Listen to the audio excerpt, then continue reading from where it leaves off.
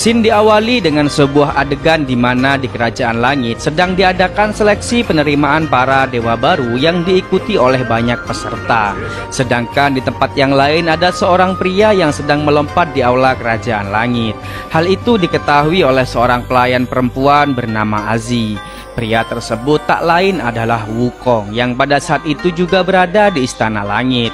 Wukong pun membuat ulah dengan memakan semua buah persik yang akan dijadikan hidangan utama bagi para peserta.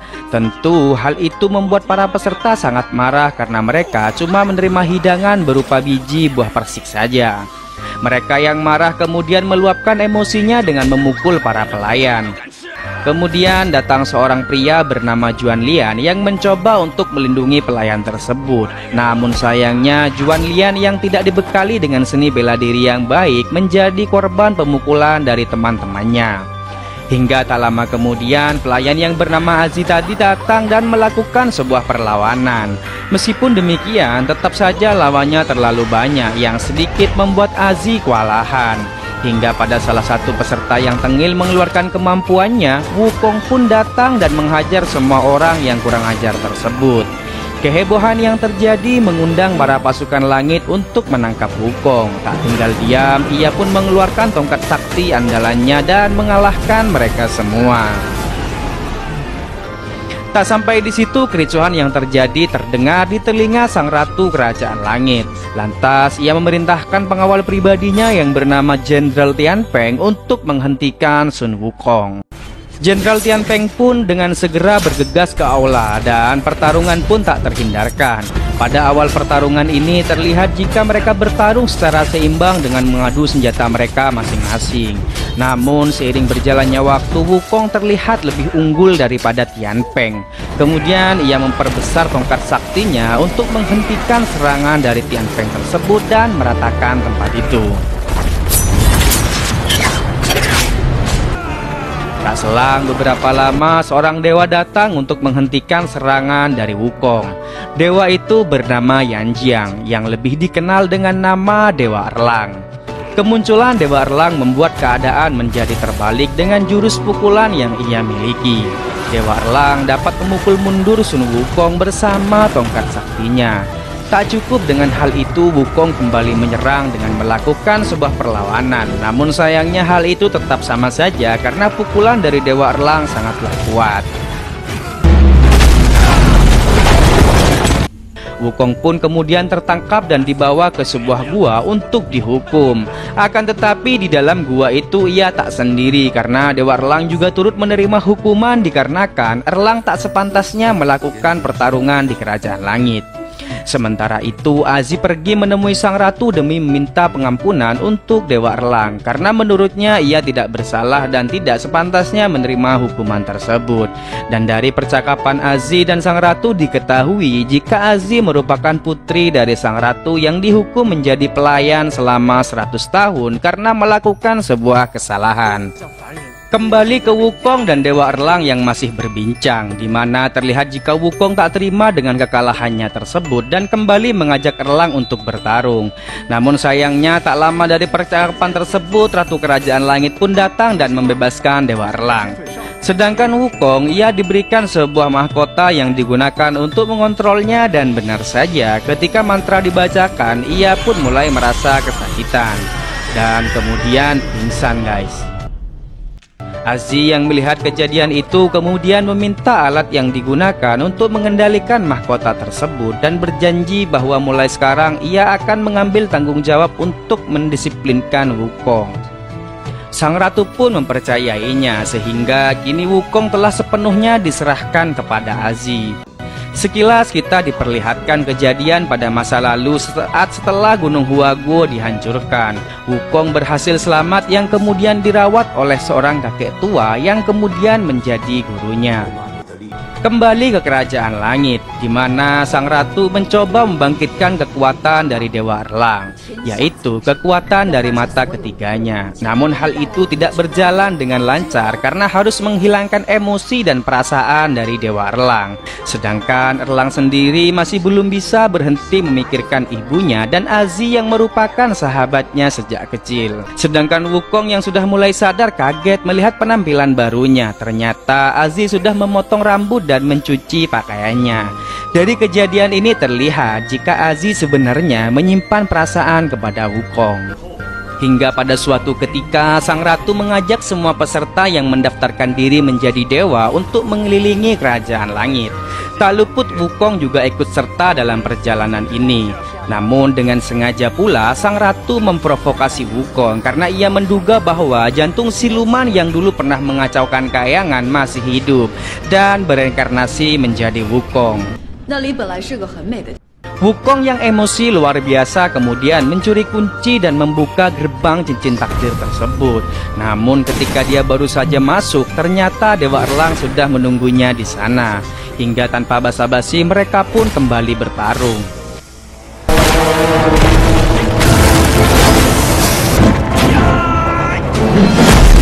Pertarungan dahsyat yang terjadi membuat jembatan takdir pun runtuh.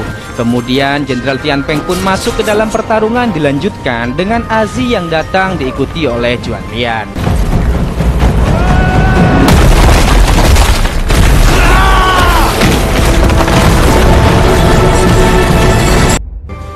Kini jembatan takdir benar-benar runtuh. Alhasil mereka semua pun jatuh ke bumi, tepatnya di Gunung Huaguo yang saat ini mulai menjadi pemukiman penduduk.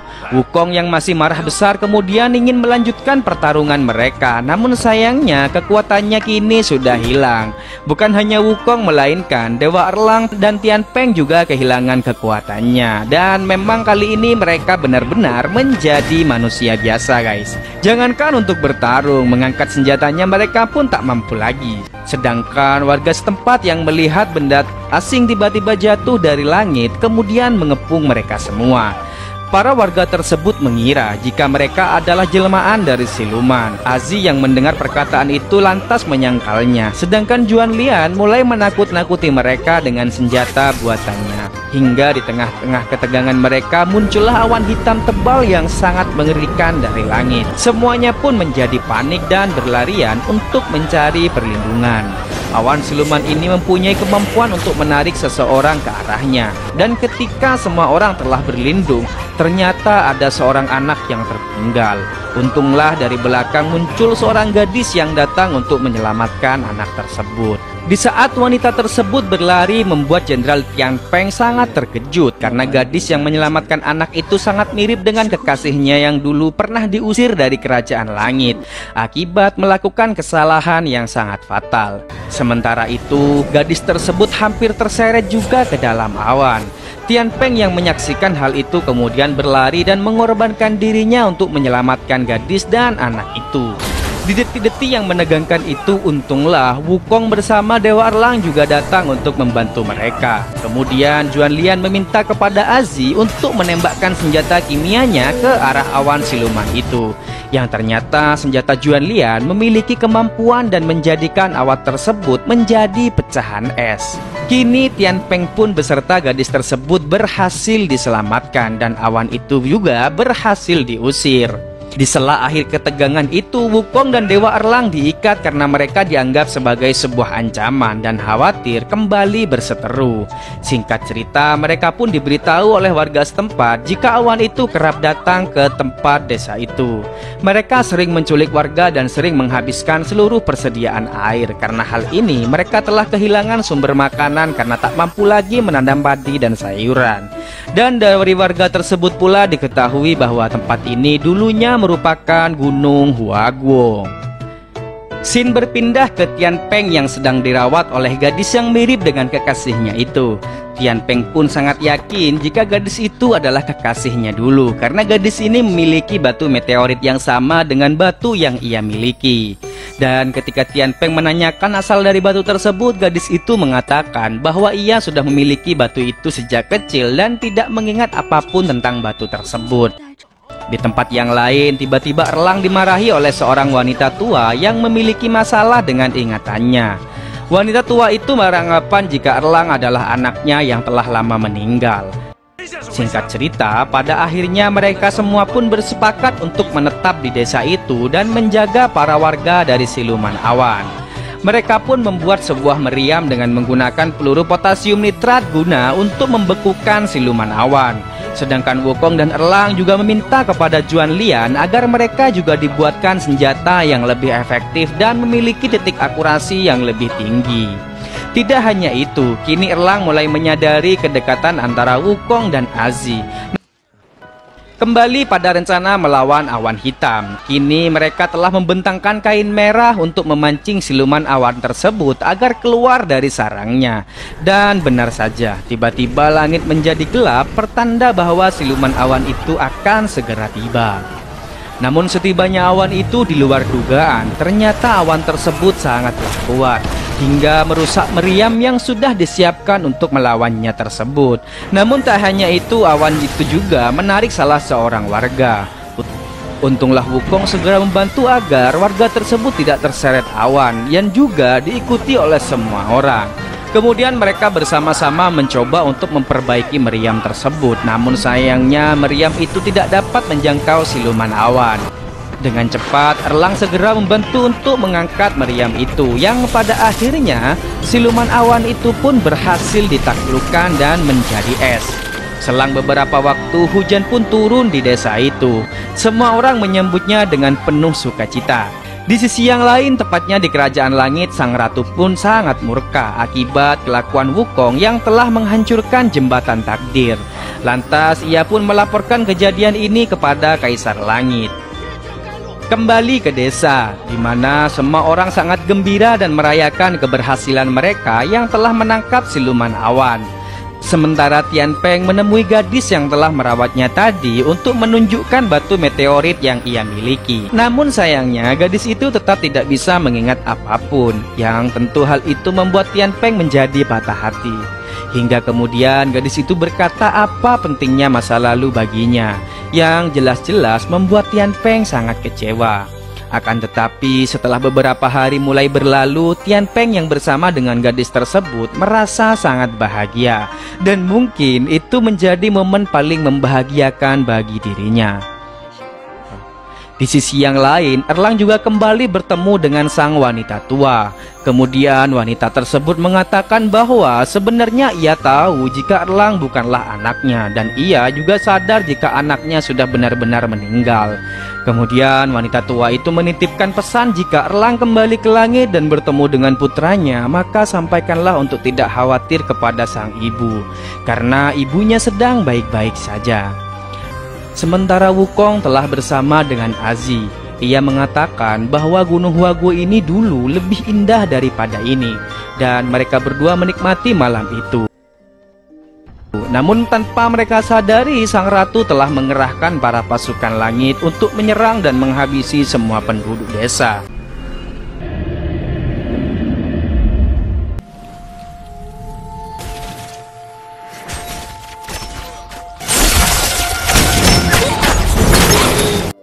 Wukong yang melihat pembantaian ini sangat marah dan mencoba untuk melawan pasukan langit.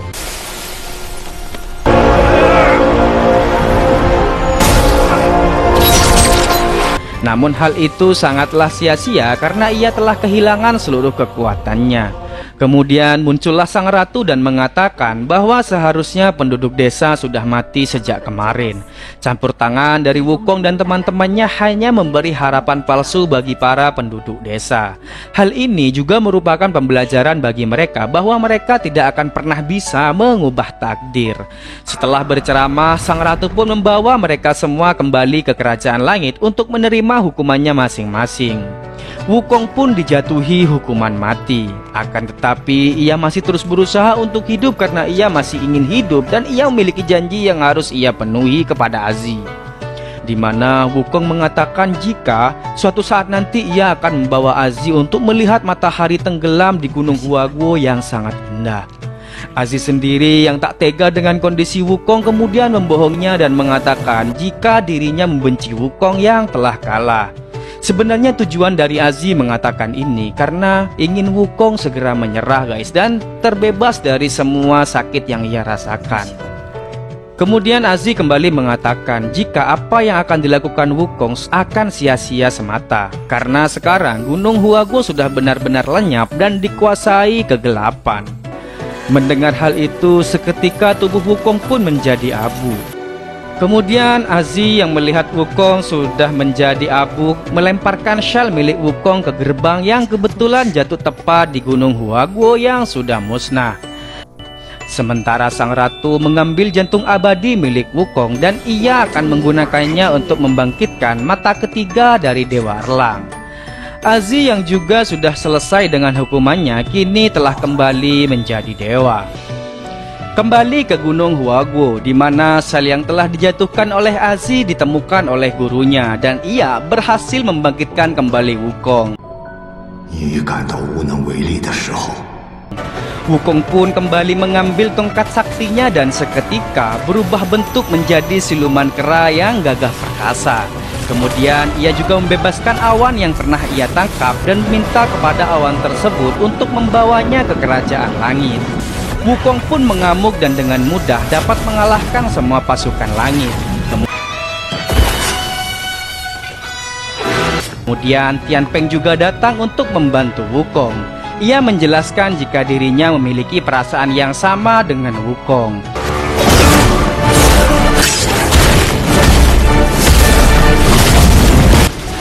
Sementara itu, Azi mencoba untuk melanjutkan perjuangan Wukong untuk menghancurkan cincin takdir. Namun sayangnya hal itu berhasil dicegah oleh sang ratu dan tanpa basa-basi sang ratu pun menghabisi Azi. Wukong yang merasakan jika Azi dalam bahaya langsung bergegas ke tempat tersebut, dan di sela-sela Azi menghembuskan nafas terakhir ia mengatakan jika Wukong lebih imut dengan penampilannya saat ini, dan seketika pula Azi pun berubah menjadi abu. Sementara Tian Peng mencoba untuk melawan sang ratu, namun sayangnya ia juga harus tewas karena mencoba bertarung dengan sang ratu. Wukong yang murka lalu menggabungkan tongkat dan mahkotanya sebagai bentuk semangat Azi, dan ia pun mampu menghancurkan pertahanan ratu.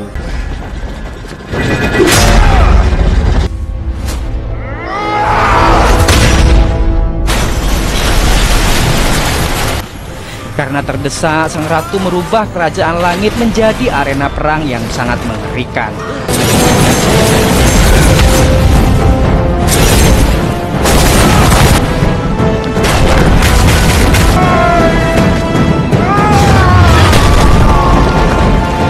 Dan ia juga menggunakan elang yang telah membangkitkan mata ketiganya untuk bertarung melawan Wukong.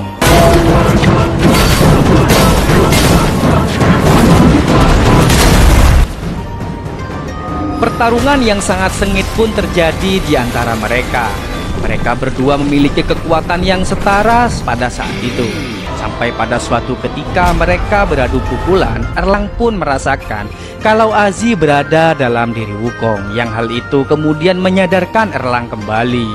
Dengan kehilangan orang-orang yang ia sayangi, kini Wukong dan Erlang bersatu untuk melawan sang ratu. Sang ratu yang mulai terdesak kemudian berubah menjadi raksasa, dan mereka pun bekerja sama untuk menghancurkan sang raksasa tersebut.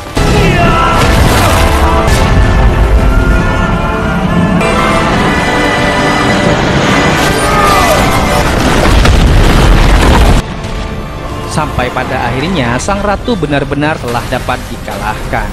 Setelah kejadian yang terjadi, langit kembali mencatat sejarah baru di mana Dewa Erlang telah membantu mengusir siluman dan melawan ratu yang berkhianat. Dan ia juga dipromosikan menjadi panglima untuk menjaga gerbang selatan langit. Sementara Wukong tetap menjadi siluman dan kembali ke Gunung Huaguo. Sun Wukong.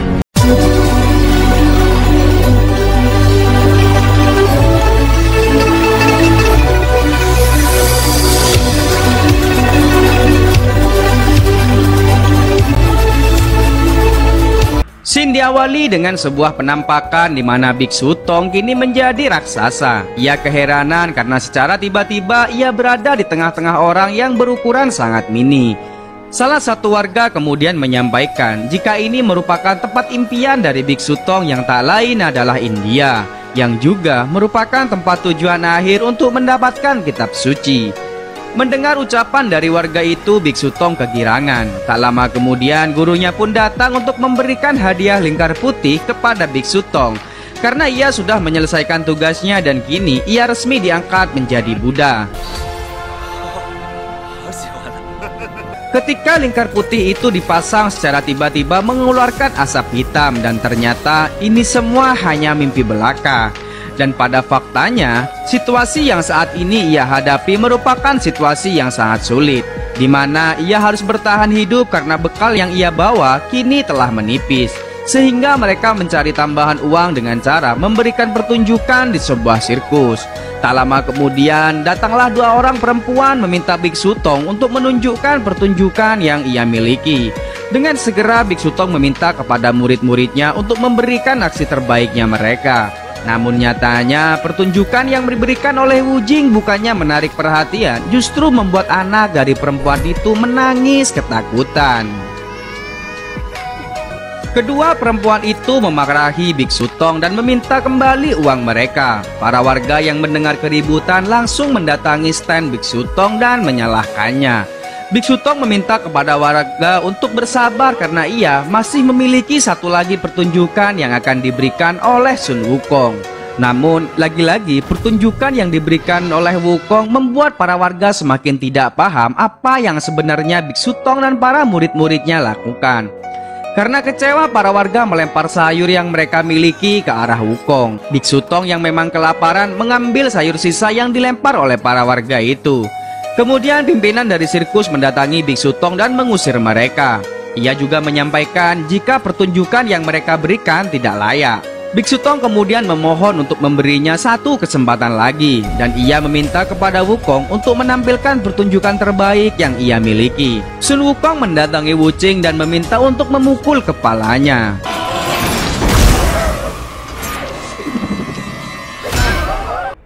Semua orang terkejut karena melihat kepala Wukong yang hancur kini kembali utuh.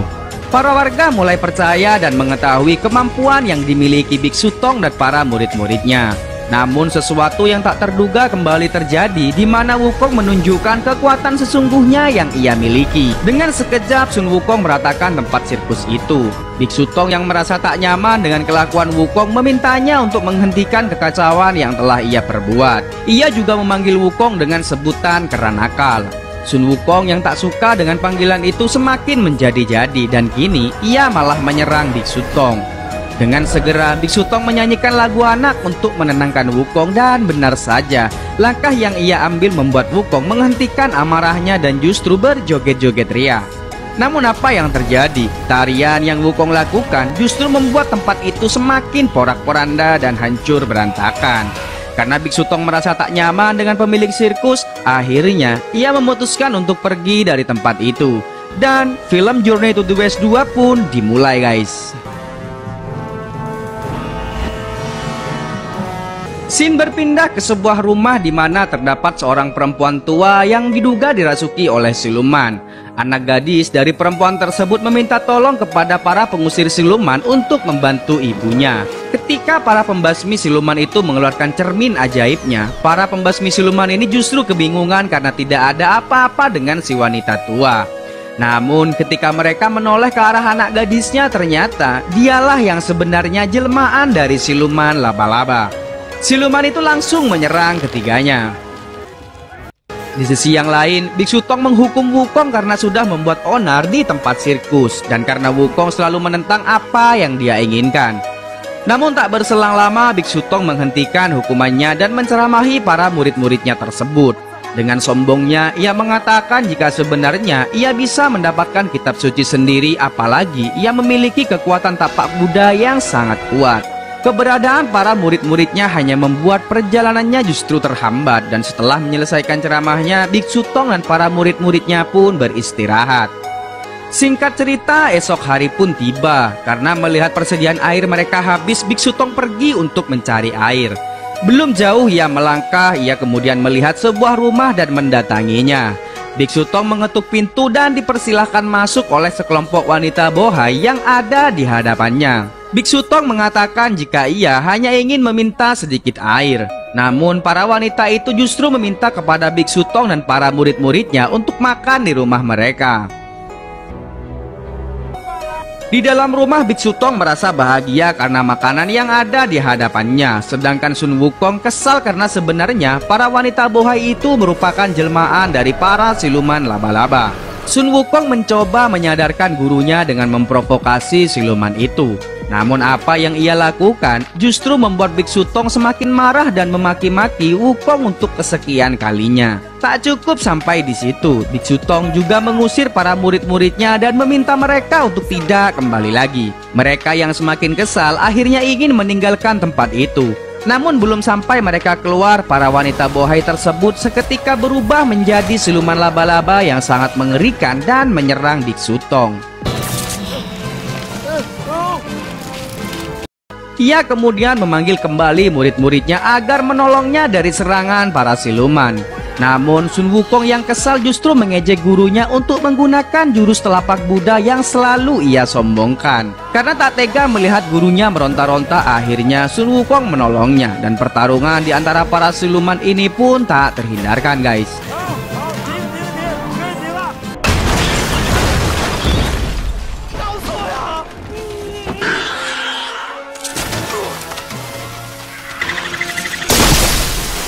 Hingga pada akhirnya para siluman itu berhasil dilumpuhkan. Namun sayangnya Wuching terkena racun dari salah satu siluman laba-laba yang akhirnya membuatnya teler. Namun masalah tak cukup sampai di sini, karena dengan seketika tempat itu tiba-tiba berubah menjadi sarang dari ratu siluman laba-laba. Tak lama kemudian muncullah ratu siluman dengan bentuk yang lebih besar. Dengan sekejap Wukong berhasil meringkus dan akan membunuhnya. Namun Biksu Tong melarangnya dan mengatakan jika urusan ini dialah yang akan menyelesaikannya. Biksu Tong kemudian bersiap menyanyikan lagu untuk ratu siluman itu. Namun belum sempat ia bernyanyi, Wukong langsung memukul dan menghancurkan kepalanya. Lagi-lagi Biksu Tong kesal dengan kelakuan Wukong. Ia pun kembali menceramahi Wukong. Singkat cerita, setelah mereka keluar dari sarang siluman itu, Biksu Tong menyendiri, sedangkan ketiga muridnya kini merencanakan sesuatu untuk mencelakai gurunya tersebut. Namun para murid-muridnya ini tak ada yang berani melakukannya. Apalagi gurunya memiliki jurus tapak Buddha yang menakutkan, yang tanpa mereka sadari Biksu Tong sudah berada di belakang mereka dan mendengar apa yang mereka sedang bicarakan. Namun Biksu Tong berdalih jika ia tak mendengar apapun dan hendak pergi untuk bersemedi. Sampailah Biksu Tong di sebuah tebing. Ia memohon kepada Buddha untuk melindungi dari para murid-muridnya yang kini sedang merencanakan akan membunuhnya. Ia juga meminta kepada Buddha agar mengajarinya jurus tapak Buddha agar bisa mengontrol para murid-muridnya itu. Biksu Tong meminta petunjuk jika Buddha mendengar permohonannya, walaupun petunjuk itu hanya berupa bunyi kentut. Dan benar saja, tiba-tiba suara kentut berkumandang yang ternyata Patkai sudah berada di belakangnya. Dan suara kentut yang ia dengarkan tadi merupakan suara kentut milik Patkai. Kini giliran Patkai yang mengatakan jika ia tak mendengar apapun, karena khawatir Patkai akan mengadukan kepada Wukong jika ia sebenarnya tak memiliki kekuatan tapak Buddha. Ia pun mulai merayu Patkai dan mengatakan jika diam adalah emas. Patkai kemudian pergi meninggalkan Biksu Tong yang ketakutan. Tak lama kemudian Biksu Tong yang akan kembali beristirahat tiba-tiba dicegah oleh Wukong yang berniat akan membunuhnya. Karena ia kini sudah tahu jika gurunya tidak memiliki jurus tapak Buddha dan mulai melancarkan aksinya. Biksu Tong berlari ketakutan. Namun dengan kekuatan yang Wukong miliki justru membuat Biksu Tong lari mundur ke arah Wukong. Karena terdesak, Biksu Tong kemudian menyanyikan lagu andalannya yang pada akhirnya membuat Wukong menari-nari. Karena melihat kesempatan, akhirnya Biksu Tong kembali melarikan diri. Namun pelariannya kali ini justru membuat Biksu Tong jatuh ke jurang. Beruntungnya ada ranting pohon yang menahannya. Kini Sun Wukong telah bersiap untuk menghabisi Biksu Tong. Namun belum sempat ia menyerang, tiba-tiba sebuah cahaya muncul dan menyinari Biksu Tong. Sun Wukong ketakutan karena ia mengira jika gurunya itu akan mengeluarkan jurus tapak Buddha, dan ia hanya mengatakan jika sebenarnya apa yang ia lakukan cuma karena ingin bercanda dan ingin mencari keringat. Singkat cerita, ia pun pergi untuk kembali menemui Pat Kai dan menghajarnya karena ia merasa Pat Kai telah menipunya.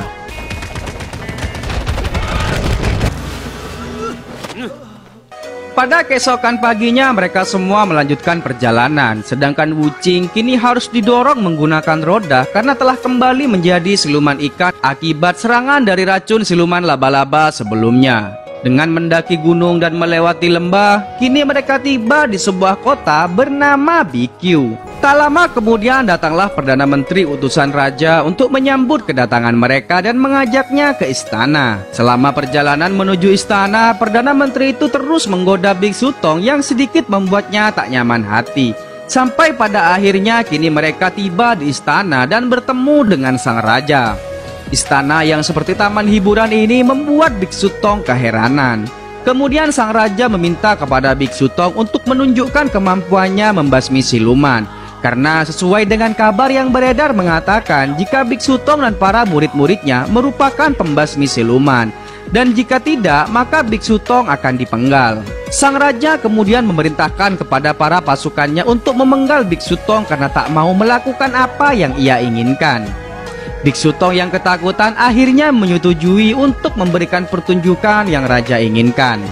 Biksu Tong dan para murid-muridnya kini mulai merencanakan pertunjukan apa yang hendak mereka lakukan. Dan pada akhirnya mereka memutuskan untuk menggunakan jimat kepatuhan yang akan ditempelkan kepada Biksu Tong. Sehingga mau tidak mau Biksu Tong akan mengikuti gerakan yang telah dibuat Wukong.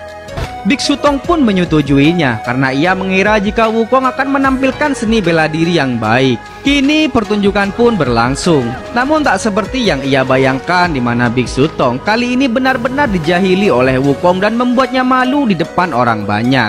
Dan untuk kesekian kalinya kini mereka kembali diusir. Bahkan Perdana Menteri menyampaikan jika mereka masih beruntung karena raja sedang menangis akibat dari tamparan Biksu Tong. Perdana Menteri ini sangat baik, bahkan ia memberikan hadiah uang yang sangat banyak kepada Biksu Tong untuk melanjutkan perjalanan. Namun belum jauh mereka melangkah, Biksu Tong mulai murka dan memarahi Wukong habis-habisan karena ia telah mempermalukannya di depan banyak orang. Wukong justru menjawab jika inilah yang ia rasakan ketika Biksu Tong dengan semena-mena membuatnya menari di depan umum. Ia melakukan ini agar Biksu Tong sadar dan tahu bagaimana rasanya dihina. Sun Wukong kemudian berpesan jika ingin mendapatkan perlakuan yang baik dari seseorang, maka sebaliknya ia juga harus memperlakukan seseorang sama seperti yang ia inginkan. Kini Biksu Tong mulai menyadari akan kesalahannya. Ia pun berlutut dan meminta maaf kepada Wukong dan menampar dirinya sendiri. Karena tak tega dengan gurunya itu, akhirnya Wukong pun memaafkannya. Pat Kai keheranan karena gurunya mau melakukan itu semua. Namun berbeda dengan Wu Qing, di mana ia mengatakan jika ini merupakan tipuan yang gurunya lakukan, yaitu mundur untuk maju. Dan ia melakukan ini semua hanya untuk menenangkan situasi kembali. Dan benar saja, kini mereka berpelukan dan berbaikan. Tak lama kemudian, Biksu Tong mencoba kembali untuk masuk ke istana dan ia meminta kepada Perdana Menteri untuk diberikan satu kesempatan lagi agar reputasinya kembali. Dan ia akan membasmi satu atau dua iblis yang ada di dalam istana. Setelah mereka diizinkan, kini giliran Wukong kembali beraksi. Wukong mendatangi raja dan meminta kepada sang raja untuk menamparnya. Kini sang raja dan Sun Wukong saling menampar satu sama lain. Namun sesuatu yang tak diduga terjadi, di mana sang raja tiba-tiba berubah bentuk dan menjadi siluman boncel yang mampu mengeluarkan larva api yang sangat besar. Hingga pada akhirnya diketahui jika sang raja yang ada di hadapannya itu merupakan jelmaan dari siluman. Kini pertarungan Wukong melawan Raja Siluman Boncel pun tak terhindarkan.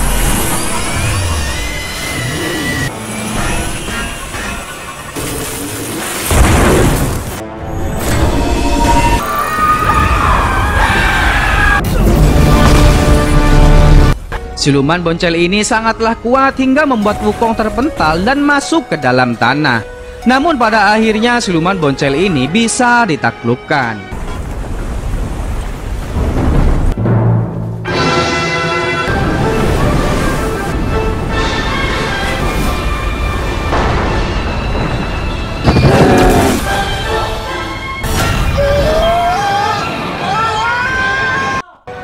Secara bersamaan tiba-tiba ada suara meminta tolong dari bawah tanah. Ketika dilihat ternyata orang itu adalah raja yang sesungguhnya dan selama ini ia dihukum di penjara bawah tanah oleh siluman Boncel. Sang raja kemudian berterima kasih kepada Biksu Tong dan ia memberinya hadiah yang sangat istimewa, yaitu Biksu Tong disuruh memilih satu dari 3.000 selir yang ada di istana. Biksu Tong pun menolaknya. Kemudian sang raja memanggil seorang wanita yang bernama Felicity. Ia meminta kepada Felicity agar menyanyikan sebuah lagu untuk mengiringi kepergian Biksu Tong.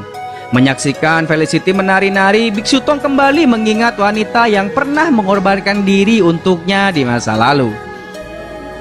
Sang raja yang melihat Biksu Tong tertegun dengan Felicity akhirnya menyarankan agar membawa dan menemaninya selama perjalanan. Namun Biksu Tong menolak meskipun sang raja telah memintanya berkali-kali untuk membawanya pergi. Dan kini mereka mulai meninggalkan istana. Namun di tengah-tengah perjalanan pada waktu mereka beristirahat, Biksu Tong kembali mengingat dan terus memikirkan Felicity. Hingga pada keesokan paginya, Biksu Tong kembali ke istana dan meminta Felicity kepada sang raja.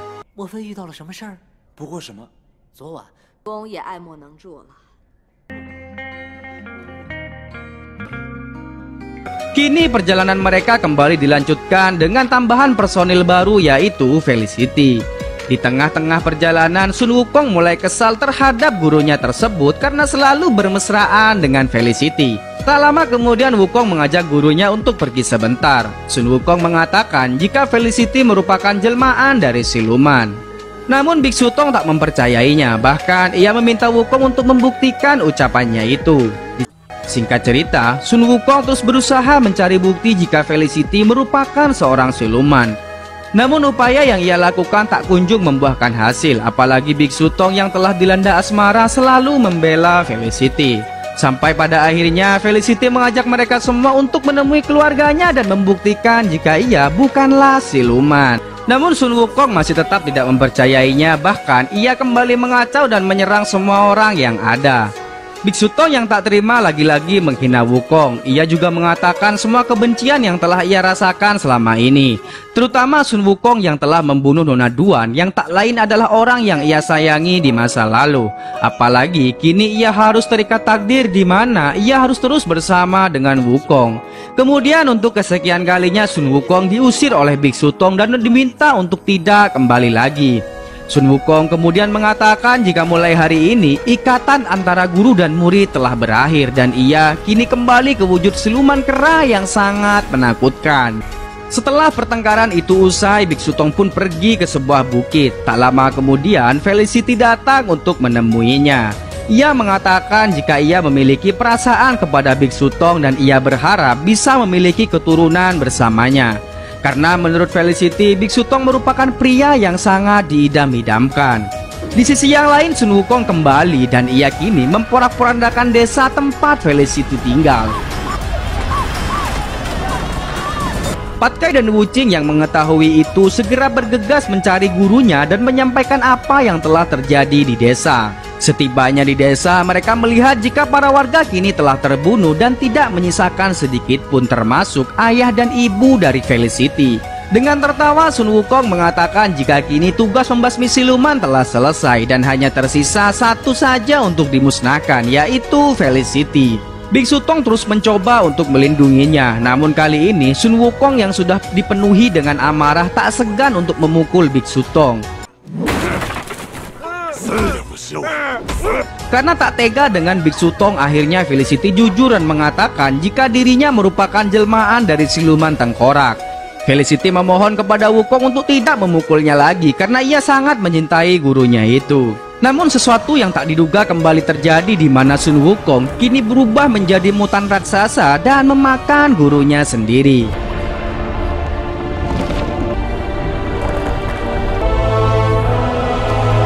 Sun Wukong lalu menaiki sebuah bukit, namun tak lama kemudian Perdana Menteri dan Raja Siluman Boncel kembali muncul. Ia pun mengatakan jika dirinya telah berhasil mengadu domba Biksu Tong dan para murid-muridnya melalui Felicity. Meskipun Felicity sempat melenceng dari perintah Raja Siluman dan ia benar-benar mencintai Biksu Tong, namun usahanya itu tak sia-sia. Bahkan berhasil membuat Wukong memakan gurunya sendiri. Namun tak diduga Sun Wukong memuntahkan gurunya kembali yang sebenarnya masih hidup. Dan ini merupakan rencana mereka yang sengaja telah disusun untuk memancing siapa dalang sebenarnya di balik kekacauan yang terjadi. Kini pertarungan yang kita tunggu-tunggu segera dimulai, guys. Siluman Perdana Menteri itu mengeluarkan kemampuan terbaiknya dengan menciptakan 3 replika Buddha sekaligus untuk melawan Sun Wukong, yang tak lain Buddha air, Buddha petir, dan Buddha api. Agar kita tidak kehilangan momen terbaiknya, kita saksikan pertarungan yang berlangsung, guys.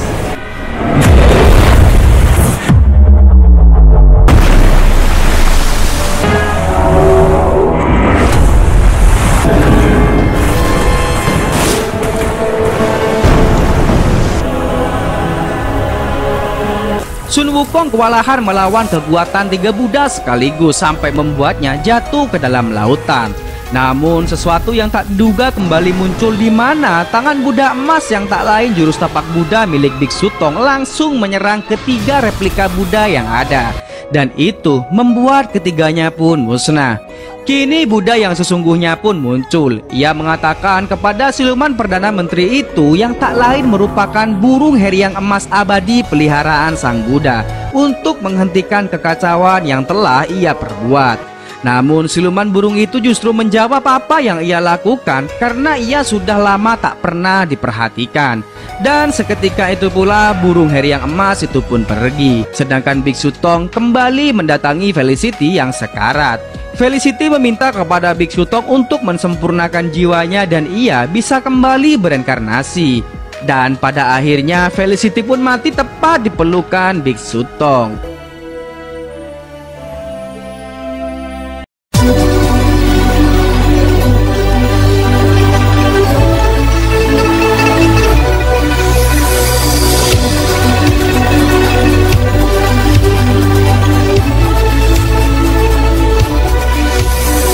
Film diawali dengan diceritakannya jika pada zaman dahulu sebelum langit dan bumi terpisahkan, terlahir pula seorang iblis yang sangat kuat bernama Primordial Yuandi. Yuandi juga dipercaya sebagai nenek moyang para iblis. Saking kuatnya iblis Yuandi, tak ada satupun dari bodhisattva yang merupakan utusan langit mampu menaklukkannya. Hingga pada suatu hari, terdapat seorang murid Buddha yang mengerahkan semua kekuatan ki-nya untuk menyegel kekuatan iblis Yuandi untuk selamanya. Ia disegel tepatnya di bagian tergelap dan dingin yang merupakan bagian terbawah dari inti sari bumi. Dan ini merupakan cerita yang disampaikan oleh Wu Jing pada Patkai menurut buku kuno yang dimilikinya. Tentu saja Patkai Tengil tak percaya begitu saja dan menyangkal ucapan Wu Jing. Sementara itu di tempat yang lain, Biksu Tong sedang menangis merindukan Sun Wukong yang pergi entah kemana. Patkai menghampiri gurunya tersebut dan menanyakan mengapa ia menangis. Seketika itu pula perut Biksu Tong berbunyi dan ia menyampaikan pada Patkai jika sebenarnya ia merasa lapar. Dan ia menangis pula untuk dunia ini yang semakin kacau tak terkendali. Tak berselang lama dari obrolan itu, secara tiba-tiba Toya Sakti datang dan membuat sebuah kekacauan hebat. Yang tak lain hal itu dilakukan oleh Sun Wukong yang baru saja datang dari mencari semangkok air minum yang akan ia berikan terhadap gurunya tersebut. Dan The Monkey King Reborn akan segera dimulai, guys.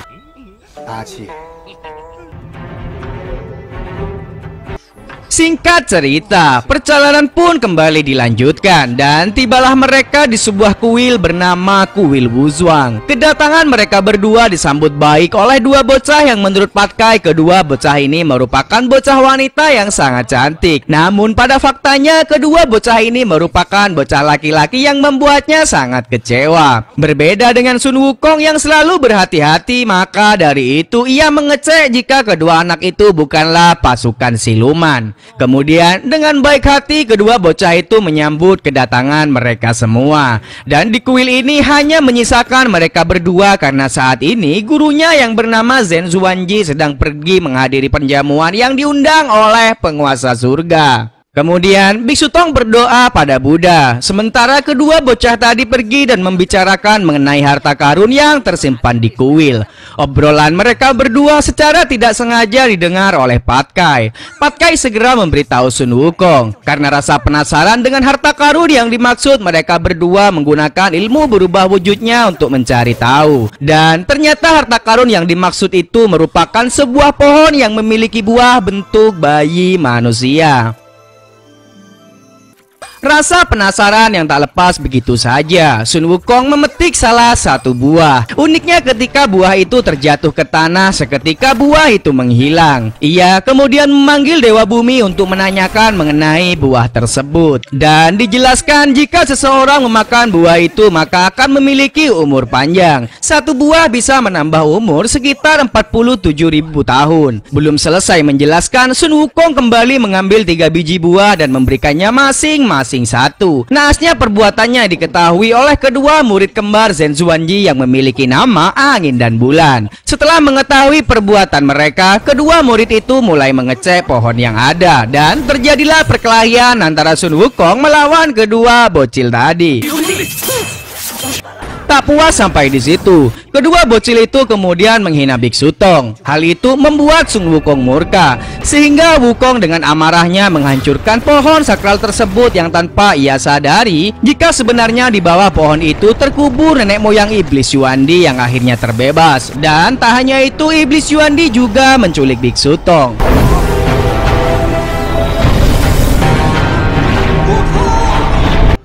Zhen Zuanji yang baru saja tiba murka dengan kelakuan Wukong. Kemudian ia memerintahkan Angin dan Bulan untuk melaporkan perbuatan Sun Wukong pada Kaisar Giok. Tak hanya itu, Zhen Zuanji juga meminta pada kedua bocil tadi untuk melaporkan atas terbebasnya iblis Yuandi. Zhen Zuanji kemudian meminta Wukong untuk bertanggung jawab atas perbuatannya, karena iblis Yuandi hanya butuh waktu 3 hari saja untuk bisa kembali ke wujud aslinya. Dan jika itu sampai terjadi, maka petaka besar tak dapat lagi dihindari. Menyadari kesalahannya tersebut, Sun Wukong berjanji pada Zhen Zuanji untuk bertanggung jawab, dan ia akan mengalahkan iblis Yuandi dengan tangannya sendiri. Jika ia tidak berhasil, maka ia bersedia untuk menjalani hukuman di bawah gunung 5 jari lagi.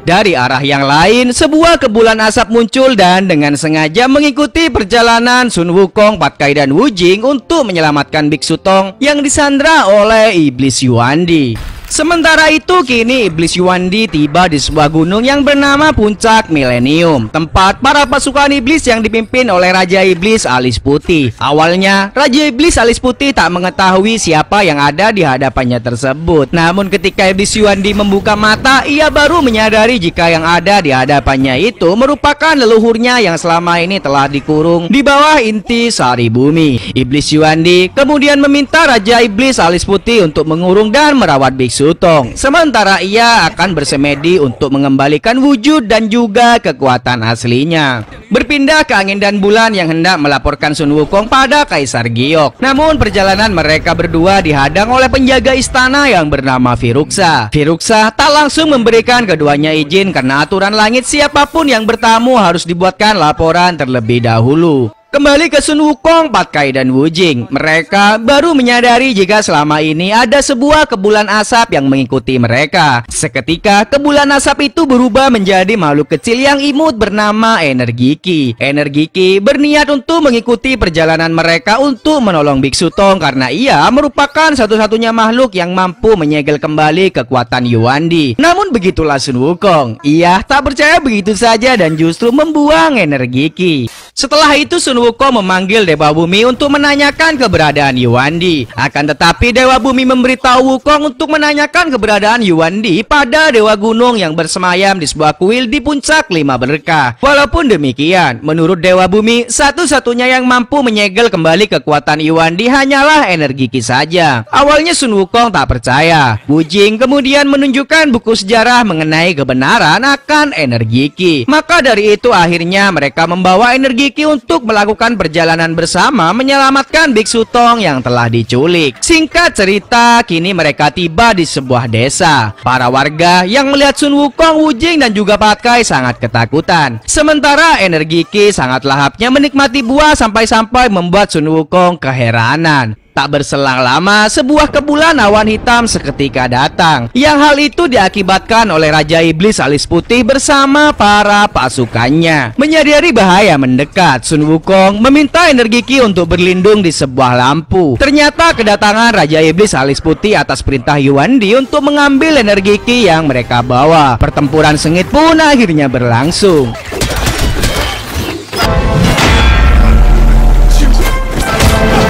Meskipun pada awalnya Sun Wukong mampu mengalahkan satu persatu para pasukan Raja Iblis alis putih, pertarungan semakin sulit ketika para warga juga ikut terpengaruh menjadi pasukan para siluman, sehingga membuat Sun Wukong sedikit kewalahan. Raja alis putih pun berhasil membawa energi Ki.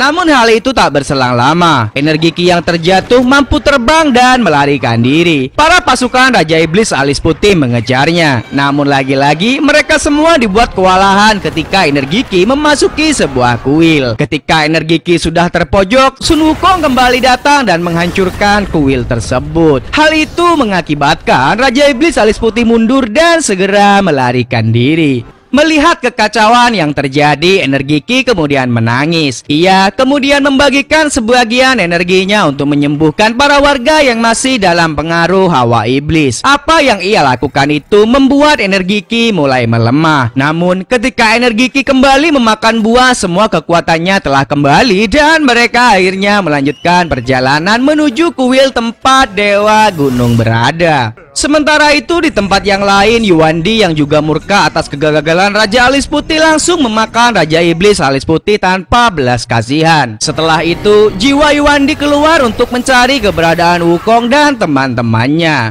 Singkat cerita, Sun Wukong kini tiba di kuil tersebut. Mereka mulai mencari keberadaan Dewa Gunung. Akan tetapi Dewa Gunung tak ada di sana, sehingga Wukong memerintahkan Pat Kai dan Wu Qing untuk mencari keberadaannya di luar kuil. Sementara ia dan energi Ki akan menunggu Dewa Gunung di kuil tersebut. Pada saat mereka menunggu Dewa Gunung, jiwa dari Yuan Di juga datang ke kuil dan langsung memasuki tubuh Dewa Gunung yang sebenarnya mematung. Hal itu membuat Dewa Gunung tak terkendali dan Sun Wukong harus kembali melakukan pertarungan.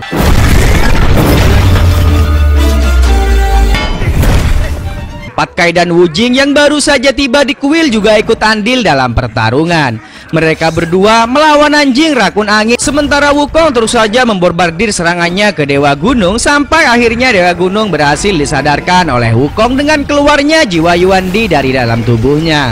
Akan tetapi pertempuran yang terjadi mengakibatkan kuil Dewa Gunung pun hancur berantakan. Seusainya pertempuran yang terjadi, Sun Wukong menanyakan keberadaan Yuan Di pada Dewa Gunung. Dengan senang hati, ia kemudian mengantarkannya ke puncak milenium tempat tinggal dari Yuan Di saat ini. Sebelum pergi, Dewa Gunung memberitahu Wukong jika energi Ki telah mengambil bentuk manusia dan menggunakan sebagian kekuatannya. Jika kekuatannya digunakan terus-menerus, maka energi Ki tak akan bisa lagi bereinkarnasi. Ucapan Dewa Gunung membuat Wukong, Pat Kai dan Wu Qing merasa dilema. Karena rasa sayang mereka bertiga pada energi Ki, maka mereka bersepakat untuk membuat energi Ki tertidur dan kembali melakukan perjalanan tanpa dirinya. Sebelum ditinggalkan, tak lupa Sun Wukong memberikan sebuah lingkar pelindung dari para siluman. Sementara itu di tempat yang lain, tepatnya di puncak milenium, para Raja Iblis telah berkumpul untuk menyambut nenek moyang mereka yang sebentar lagi akan berubah wujud menjadi wujud aslinya. Dan mereka semua bersiap untuk menanti kedatangan Sun Wukong, Wu Jing, dan juga Pat Kai. Singkat cerita, pertempuran pun tak bisa lagi dihindarkan. Sun Wukong, Wu Jing, dan Pat Kai melawan ribuan para pasukan iblis tersebut. Agar tidak kehilangan momen, maka dari itu kita saksikan bersama, guys.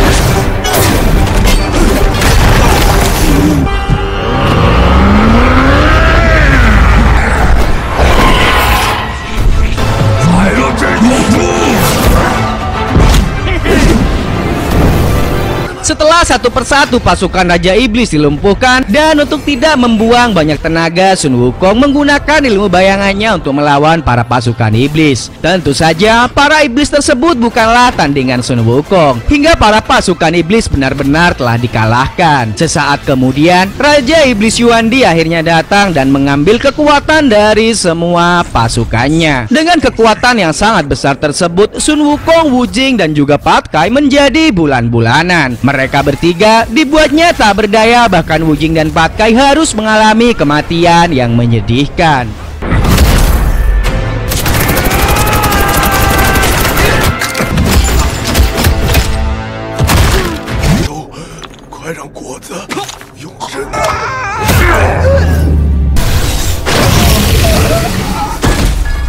Tak hanya mereka berdua, Biksu Tong juga diserap seluruh jiwanya sehingga membuat Yuandi semakin tak terkalahkan. Sun Wukong tak putus asa begitu saja. Meskipun telah babak belur, ia masih terus melawan Yuandi sampai ia benar-benar tak mampu lagi bangkit. Yuandi kemudian mendatangi energi Ki untuk sekalian menghabisinya. Namun segel yang diberikan Wukong sebelumnya membuat Yuandi juga harus mengeluarkan kekuatan besarnya. Saat Yuandi akan menghabisi energi Ki, Wukong kembali bangkit dan melindunginya sepenuh hati. Energi Ki yang tak tega melihat Wukong yang sudah sekarat kemudian mengeluarkan energinya untuk membantu Wukong. Akan tetapi Wukong yang tak ingin energi Ki musnah, Wukong menolak kekuatan itu dan membuat mereka berdua harus sama-sama mengalami situasi yang buruk. Setelah membuat mereka berdua terpental, Yuandi kembali menghajar Sun Wukong. Kali ini ia benar-benar membuat Sun Wukong sudah tak bernyawa lagi. Seketika itu pula energi Ki bangkit dan berusaha mengunci Yuandi. Awalnya Yuandi berhasil tak berdaya, namun hal itu tak berselang lama. Kekuatan Yuandi yang semakin menguat membuat energi Ki harus menerima kekalahan dan hancur berubah menjadi kebulan asap yang seketika memudar.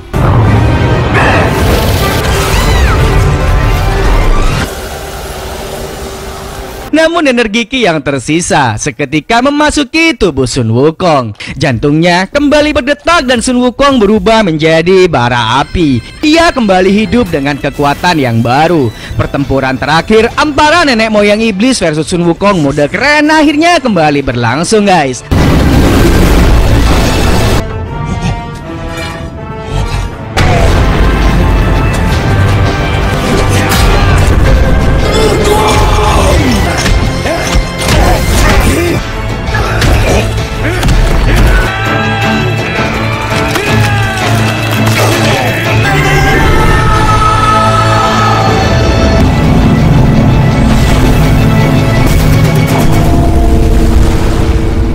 Hingga pada akhirnya Yuandi benar-benar berhasil dimusnahkan. Sesaat musnahnya Yuandi, Wu Jing, Pat Kai, dan juga Biksu Tong kembali hidup untuk melanjutkan pertualangan mereka mengambil kitab suci menuju barat.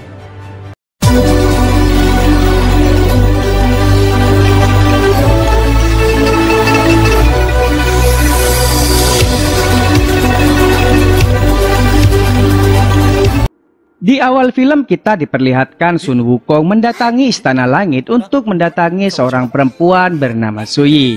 Dan Suyi sendiri merupakan putri dari Kaisar Langit, di mana sebelumnya mereka pernah bertemu di dunia manusia. Dan mereka sama-sama saling mencintai. Karena Sun Wukong masuk ke Istana Langit tanpa izin, maka dari itu para pasukan Istana Langit mengejar Wukong dan berusaha untuk menangkapnya. Tak hanya pasukan langit, melainkan juga para murid terbaik Istana Langit yang mempunyai sebutan tim elit 8 Jinggang. Kedelapan pasukan ini menyerang Wukong dengan kekuatan maksimal yang mereka miliki. Walaupun demikian, kekuatan Sun Wukong melebihi dari mereka semua sehingga pasukan 8 Jinggang Langit bisa dipukul mundur, guys. 让你们见识见识本大王的力量！天兵天将听令！ Kemudian para pasukan langit ini membentuk sebuah bundaran untuk menyerang Sun Wukong menggunakan panah api. Namun serangan itu bisa ditangkis dengan mudah oleh Sun Wukong, bahkan Sun Wukong mengeluarkan jurus 1000 bayangannya untuk mengalahkan semua pasukan yang ada. Hingga tak lama kemudian Dewa Erlang yang merupakan jenderal tempur kerajaan langit datang untuk menyapu bersih 1000 bayangan Sun Wukong. Kemudian terjadilah pertarungan yang menegangkan di antara keduanya, guys.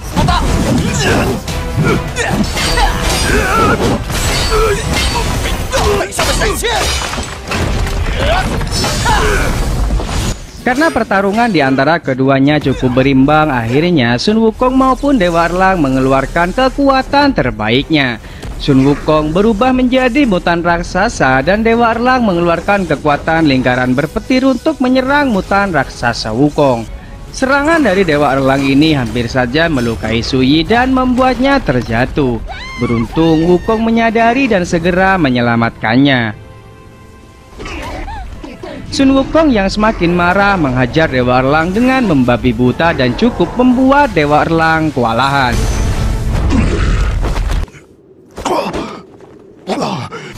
Hingga tak lama kemudian sebuah tapak Buddha muncul untuk meredam kekuatan Sun Wukong. Kekuatan tangan Buddha yang sangat besar ini menekan Wukong hingga pada akhirnya Sun Wukong berhasil dikalahkan.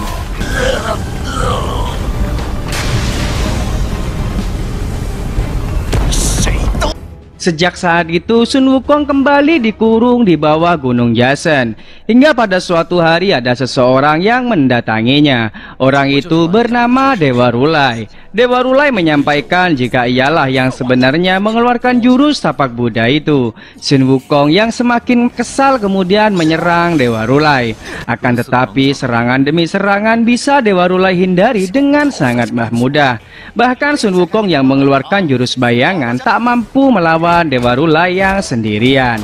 Singkat cerita, karena sudah kelelahan akhirnya Sun Wukong memilih untuk menemaninya bermain catur saja. Pada saat permainan itu berlangsung, Dewa Rulai maupun Sun Wukong memulai perbincangan mereka. Dan perbincangan ini membawa kita kepada masa lalu di mana Sun Wukong untuk pertama kalinya bertemu dengan Su Yi.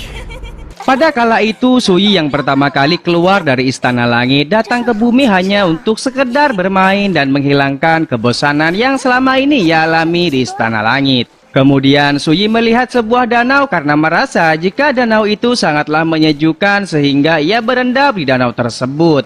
Namun beberapa saat kemudian secara tidak sengaja kaki Su Yi tergores dan berdarah.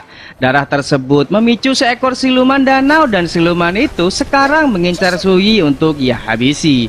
Namun secara kebetulan pula Sun Wukong yang sedang berada di sana mendengar suara teriakan meminta tolong. Sun Wukong berenang dan menolong Su Yi yang hampir tenggelam, dan inilah kali di mana mereka berkenalan satu sama lain. Su Yi memberitahu Wukong jika dirinya berasal dari surga dan ini pertama kalinya ia datang ke dunia manusia. Wukong juga memberitahunya jika tempat ini merupakan tempat tinggalnya yang bernama Gunung Hua Guosan. Sejak saat itu mereka saling mengobrol dan bercerita satu sama lain. Mereka pun semakin dekat. Su Yi kemudian memberikan seikat bunga kepada Wukong, namun Wukong justru memakan bunga tersebut. Hingga tak lama kemudian salah satu jinggang langit datang untuk menjemput Su Yi. Terjadi pertarungan singkat di antara Sun Wukong dan salah satu jinggang langit ini.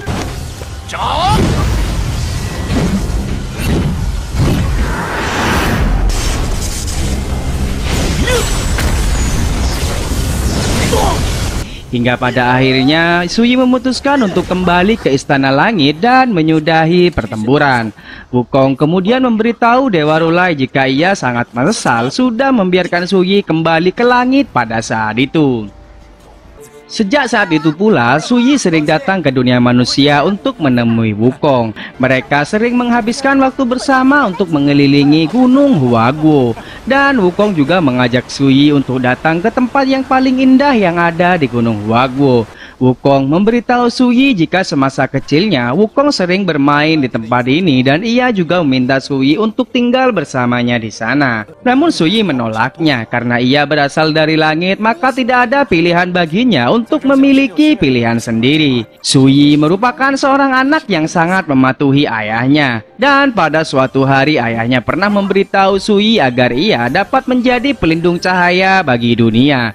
Suyi pun berharap suatu saat nanti Sun Wukong bisa menjadi pahlawan perang yang sangat hebat, yang bisa menegakkan keadilan juga. Suyi kemudian memberikan bulu pertama yang jatuh dari Lanbo sebagai tanda perdamaian. Hari itu merupakan hari yang paling membahagiakan bagi Wukong. Hingga pada suatu hari ada sebuah perayaan di Istana Langit. Sun Wukong datang dan mencuri beberapa hidangan buah persik dan memakannya. Setelah itu ia mendatangi Suyi dan pada saat itulah salah satu jinggang langit datang dan pertarungan yang terjadi di awal film itu berlangsung, guys. Setelah menyelesaikan ceritanya itu, Dewa Rulai meminta Wukong untuk mengintrospeksi diri akan kesalahan yang sudah ia lakukan. Dan Dewa Rulai juga memintanya untuk melihat keseluruhan gambar dari berbagai sudut pandang untuk melihat sebuah peristiwa. Kini waktu demi waktu pun mulai berlalu. Tak terasa Sun Wukong sudah terkurung selama ratusan tahun. Hingga pada suatu hari ia menemukan sebuah jalan untuk memenangkan pertarungan catur melawan ratusan dari dirinya sendiri. Singkat cerita, atas perintah langit ia kemudian diperintahkan untuk menemani Biksu Tong mengambil kitab suci menuju barat. Dan ia tidak sendiri dalam perjalanan tersebut karena akan ada dua siluman lain yang akan bersamanya, yaitu Cupatka yang merupakan siluman babi dan Shawujing yakni siluman pasir. Kini perjalanan mereka pun dimulai. Rintangan demi rintangan ia hadapi karena selama perjalanan mereka terus menghadapi serangan dari para iblis. Namun satu persatu para iblis tersebut bisa mereka kalahkan. Hingga pada akhirnya mereka tiba di tempat tujuan. Sebuah badai api besar mengelilingi kitab suci tersebut. Sun Wukong dan Biksu Tong masuk ke dalam badai tersebut, sedangkan Patkai dan Wuching menunggu mereka di luar. Hingga pada akhirnya mereka pun berhasil menyelesaikan misi mengambil kitab suci menuju barat. Di sisi yang lain, tepatnya di Istana Langit, Suyi merasa bahagia mendengar berita keberhasilan Sun Wukong. Ia pun segera mencari ayahnya untuk menanyakan kebenaran kabar tersebut. Namun setibanya di ruangan sang ayah, Suyi melihat ayahnya sedang merencanakan sesuatu yang jahat. Karena rencana jahatnya diketahui oleh Suyi, tak segan sang ayah melemparkannya jatuh ke alam bawah. Dewa Rulai yang mencari Suyi menanyakannya kepada Kaisar Langit. Namun dengan tenangnya ia mengatakan jika Suyi telah mati baru-baru ini. Karena merasa ada yang aneh, akhirnya Dewa Rulai pergi ke dunia bawah untuk mencari keberadaan Suyi. Berbekal 3 bola api yang mengelilinginya, Dewa Rulai mencari keberadaan Suyi. Dan ia harus secepatnya menemukannya karena jika bola api itu padam sebelum menemukan Suyi, maka Dewa Rulai juga tidak bisa keluar dari alam bawah ini. Pencarian keberadaan Suyi semakin sulit karena Raja Alam Bawah telah menghilangkan ingatan orang-orang yang ada di sana.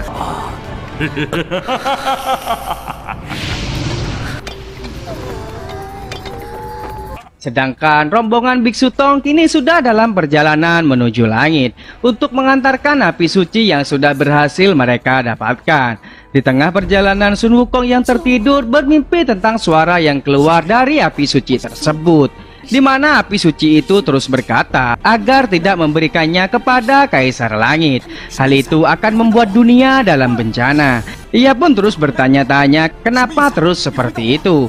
Namun sebelum ia mendengar jawabannya, Wukong terbangun dari tidurnya. Karena merasa ada yang aneh, ia pun menceritakan mimpinya kepada Biksu Tong. Namun Biksu Tong berkata jika itu mungkin hanya sebuah ilusi yang diciptakan oleh iblis. Dan Biksu Tong memperingatkannya agar tidak tergoda karena perjalanan mereka sudah hampir selesai. Walaupun demikian, ia masih yakin jika ada sesuatu yang tidak beres dengan ini semua. Singkat cerita, akhirnya mereka tiba di Istana Langit. Wukong kemudian mencari Dewa Rulai dan juga Sui. Namun karena mereka berdua tidak ada di sana, membuat hati Wukong sangat gelisah.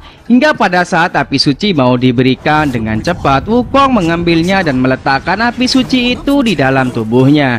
Jelas hal itu membuat para dewa marah. Hingga pertarungan tak bisa dihindarkan lagi, dan pertarungan untuk kedua kalinya antara Sun Wukong melawan Dewa Erlang pun tak terhindarkan, guys.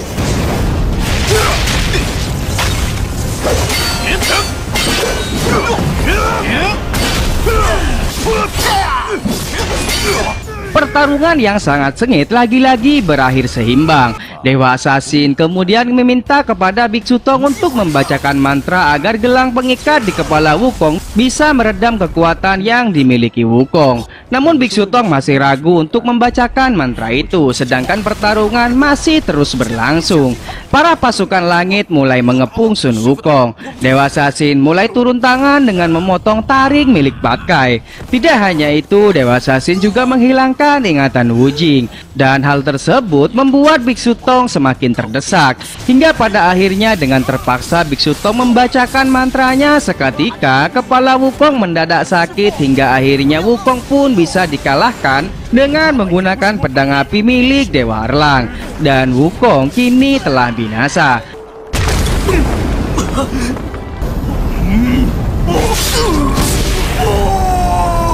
Sedangkan di sisi yang lain, Dewa Rulai menyaksikan semua kejadian memilukan itu, dan ia berjanji akan menjaga api abadi tersebut. Semenjak saat itu, tubuh Wukong pun hancur, sedangkan jiwanya tak pernah mati dan terkurung di Laut Selatan.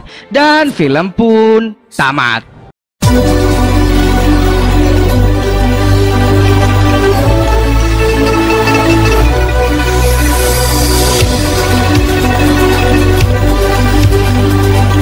Film diawali dengan memperlihatkannya seorang pemuda bernama Li Yunxiang yang sedang adu balap dengan seseorang.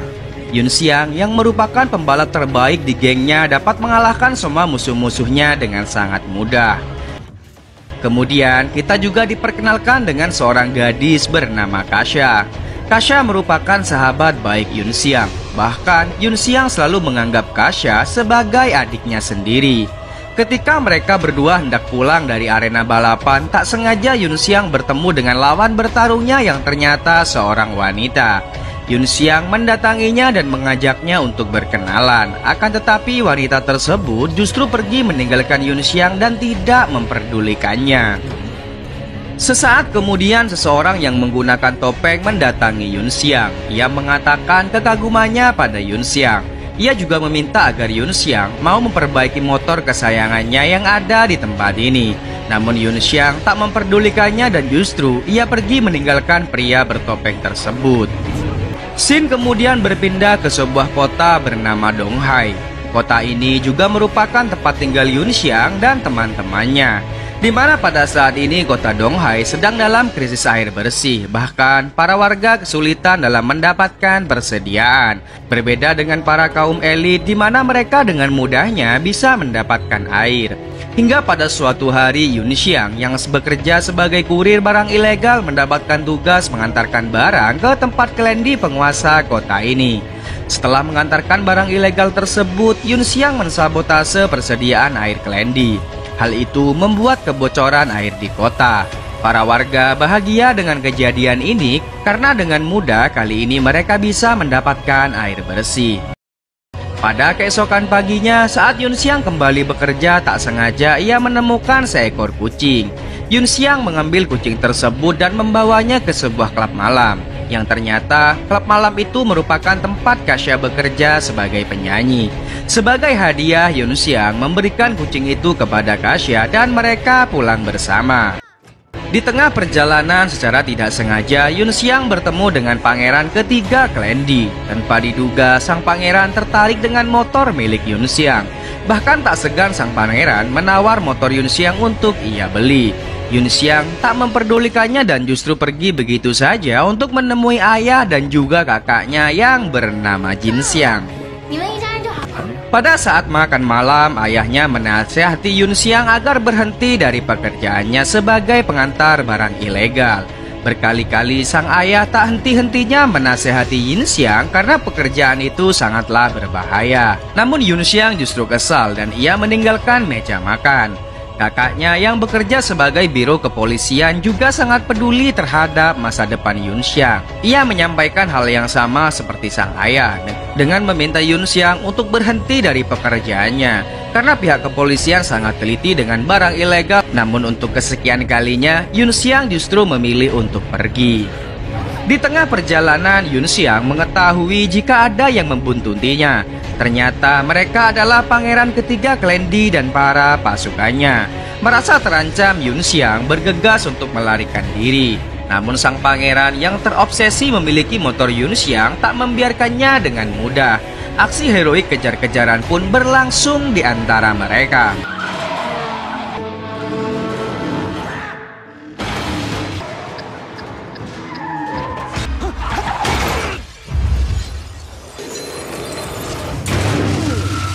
Yunxiang yang merupakan seorang pembalap dengan mudahnya menjatuhkan para pasukan Pangeran Di. Bahkan Pangeran Di sendiri dibuatnya tak berdaya menghadapi Yunxiang. Sang pangeran yang tak terima dengan Yunxiang mengeluarkan kekuatan magicnya. Dengan kekuatan es yang Pangeran Di miliki, ia berhasil membuat Yunxiang terkapar. Tak hanya Yunxiang, Kasa juga terluka karena tertimpa motor Yunxiang. Tak puas dengan hal itu, sang pangeran juga membunuh kucing yang Yunxiang berikan kepada Kasia di hadapan matanya. Setelah itu, Pangeran Di membawa motor Yunxiang dan bersiap untuk pergi. Namun tiba-tiba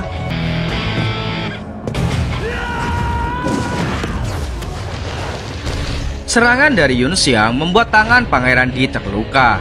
Melihat kejadian ini, Pangeran Di beserta pasukannya memutuskan untuk segera pergi. Dan setelah itu, Yunxiang jatuh pingsan. Dari tempat yang lain, ternyata ada seseorang yang melihat kejadian ini. Siapakah dia? Nanti akan terjawab, guys. Sementara itu, di markas Klendi, sang pangeran mencoba untuk menyembuhkan luka bekas pukulan Yunxiang sebelumnya. Akan tetapi, luka itu tidak bisa disembuhkan. Penasehat Klendi kemudian menelpon pimpinannya yang tak lain ayah dari sang pangeran untuk memberitahukan yang terjadi. Sedangkan Yunxiang yang baru sadar dari pingsannya baru menyadari jika saat ini ia sedang berada di rumah sakit. Secara kebetulan ia juga bertemu lagi dengan wanita pembalap yang sebelumnya ia kalahkan. Wanita itu bernama Dr. Shu. Dan dia juga ternyata seorang dokter di rumah sakit ini. Dr. Shu memberitahu Yunxiang jika yang membawanya ke rumah sakit adalah seseorang yang mengenakan topeng. Kemudian Dr. Shu memeriksa luka Yunxiang, akan tetapi keanehan mulai terjadi karena luka Yunxiang yang sebelumnya kini telah sembuh dan menghilang. Tidak hanya itu, Yunxiang juga melihat sesuatu yang sebelumnya telah terjadi dan seketika ia teringat dengan Kasia. Dengan segera ia mendatangi Kasia. Yunxiang sangat sedih melihat keadaan Kasia yang kritis. Apalagi setelah ia mengetahui jika satu kaki Kasia harus diamputasi.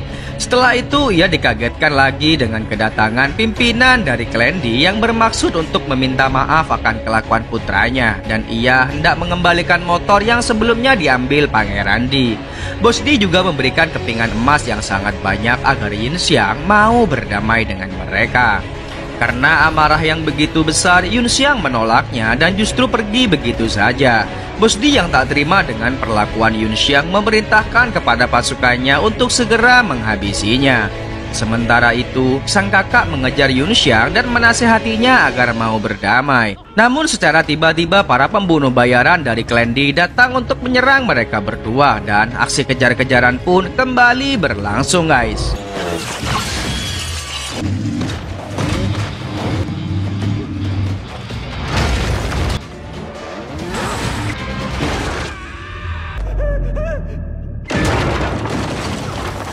Kini Yunxiang sudah mulai terkepung dan tak mampu lagi melarikan diri. Dan diketahui ternyata para pembunuh bayaran yang mengejarnya bukanlah orang biasa, melainkan dua sosok siluman, yakni siluman ubur-ubur dan siluman ikan. Yunxiang yang tak berdaya hendak dibunuh oleh kedua siluman ini. Namun secara tiba-tiba kekuatan apinya kembali muncul dan membakar kedua siluman ini. Siluman ubur-ubur tewas dengan seketika, namun tidak dengan siluman ikan. Ia masih mampu bangkit dan akan menghabisi Yunxiang. beruntungnya pria bertopeng yang pernah bertemu dengannya di arena balap membantunya dan membunuh siluman ikan itu dalam sekejap. Yun Xiang menanyakan siapa dirinya yang sebenarnya. Namun secara mengejutkan, pria itu memanggil Yun Xiang dengan nama Necha. Ia juga mengatakan jika di masa lalu mereka berdua sudah saling kenal, dan setelah itu pria itu pergi meninggalkan Yun Xiang. Sepertinya pria bertopeng itu, Yun Xiang, membawa kakaknya ke rumah sakit, dan lagi-lagi ia mengingat kembali kejadian-kejadian yang sebelumnya pernah terjadi. Di tempat yang lain, ayah dari Pangeran Di yang tak lain adalah Raja Naga Laut Timur menunjukkan luka yang sama dengan putranya. Bahkan lukanya ini tak kunjung sembuh walaupun sudah 3000 tahun lamanya. Ia juga memberitahu putranya itu jika Yun Xiang merupakan reinkarnasi dari seorang dewa yang brutal bahkan kejam bernama Necha. Tidak hanya itu, penasehat Bos Di juga memberitahu pangeran jika pada zaman dahulu Pangeran Di sebenarnya telah terbunuh. Namun ayahnya yang merupakan Raja Naga menggunakan seluruh kekuatannya untuk menempa tulang baja demi membangkitkan kembali pangeran. Dan kejadian itu membuat pangeran tidak bisa mengingat kembali masa lalunya. Maka dari itu selama ini Raja Naga selalu memantau kota Donghai untuk mencari tahu keberadaan reinkarnasi Necha. Bahkan tak sekan pasukan naga selalu membunuh orang-orang yang mereka anggap sebagai reinkarnasinya.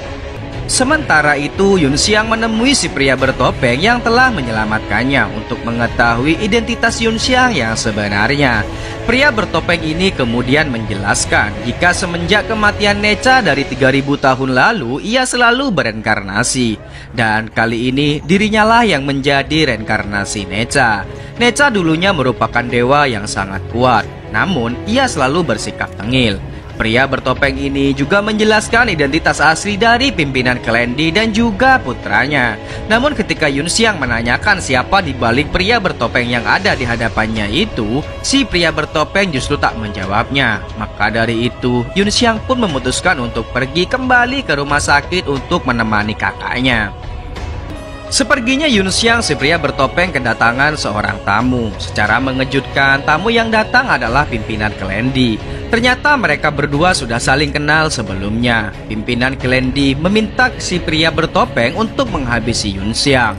Dan sebagai imbalannya, ia akan memberikan emas batangan yang sangat banyak. Namun si pria bertopeng justru memberikan banyak alasan dan ia akan mempertimbangkannya. Di tempat yang lain, Yun Xiang yang sedang menemani kakaknya diusir oleh sang ayah. Dengan kesal, ia pun keluar dari kamar kakaknya dan melampiaskan amarahnya dengan mengotak-atik motor kesayangannya itu. Namun sebuah ingatan kembali datang dan memperlihatkan di mana dulu Necha yang sebenarnya juga memiliki hubungan yang kurang baik dengan sang ayah. Hal itu secara tidak sengaja membuat Yun Xiang mengeluarkan kekuatan api dari dalam tubuhnya dan hampir saja membakar rumah sakit ini. Atas kejadian yang terjadi, Yun Xiang kembali menemui si pria bertopeng. Ia memintanya untuk menjadi gurunya agar ia bisa mengontrol kekuatan dewa yang ia miliki. Sebagai imbalan, Yun Xiang akan memperbaiki motor yang sebelumnya pernah ia minta. Tanpa menunggu lama, pria bertopeng tersebut pun menyetujuinya dan membawa Yun Xiang ke bengkel pribadinya. Di tempat ini, si pria bertopeng mulai melatih Yun Xiang agar bisa mengendalikan kekuatan api yang ia miliki. Hari berganti hari, Yun Xiang semakin bisa mengendalikan kekuatannya. Yun Xiang juga membuat sebuah baju Iron Man untuk mengontrol kekuatan dahsyat ini. Namun tak hanya itu, di sela-sela berlatih ia juga selalu mengingat Kasya. Bahkan ia juga membuatkan Kasya sebuah kaki palsu agar dapat membantunya kembali berjalan. Hingga pada suatu hari dirasa sudah cukup masa latihannya, Yun Xiang mengajak si pria bertopeng untuk latihan tanding dan mengajaknya berduel. Maka dari itu pertarungan di antara kedua pria ini pun berlangsung, guys.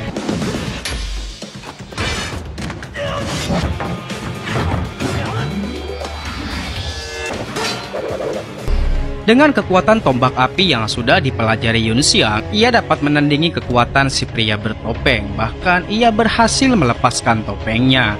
Karena identitasnya sudah terbongkar, si pria bertopeng mengenalkan diri jika ia adalah siluman kera 6 telinga. Namun Yun Xiang mengatakan jika kera 6 telinga merupakan penipu yang sangat licik. Mendengar ucapan itu, kera enam telinga pun sangat marah. Ia kemudian memprovokasi Yun Xiang dengan mengatakan jika dirinya adalah seorang pembawa masalah dan juga pembawa bencana. Karena merasa terancam, Yun Xiang mengeluarkan kekuatan Dewa Api Neca dari dalam tubuhnya. Namun usahanya itu sia-sia saja.